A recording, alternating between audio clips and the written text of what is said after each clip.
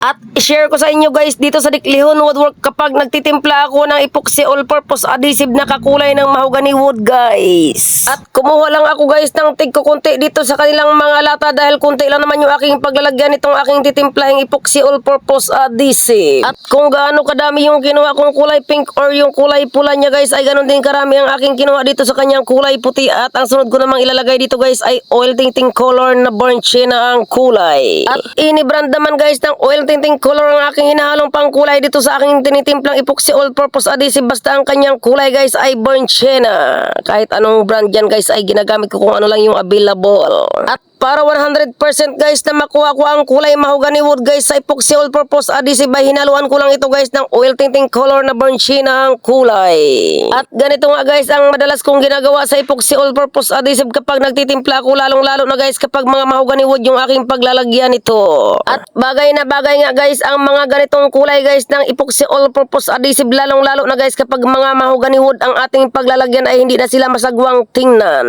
At tugmang-tugma nga guys ang mga ganitong kulay guys kapag mga mahogany wood ang inyong paglalagyan. Pero ito sa akin guys ay dito ko siya nilagay guys sa aking nire-repair at sa aking i-revarnish na lamisa. At epoxy all-purpose adhesive nga guys ang aking ginamit na pang masilya dito sa nire-repair kong lamisa para mas matibay at mas maganda at hindi na itong magbitak ulit. At dahil dati nang may kulay itong lamisa guys ay tinugma ko na lang ang kulay ng aking masilya dito sa aking minamasilyahan na lamisa.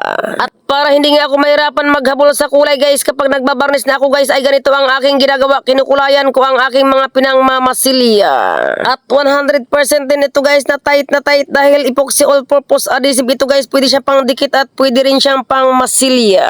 At pwede nyo rin gawin itong aking ginagawa guys at pwede nyo rin itong ilagay guys sa inyong mga pintuan, sa inyong mga lumang furniture, mga upuan o lamisa kapag meron kayong mga lumang furniture o pintuan na mga nagbibitak o mga nagkakrak na guys.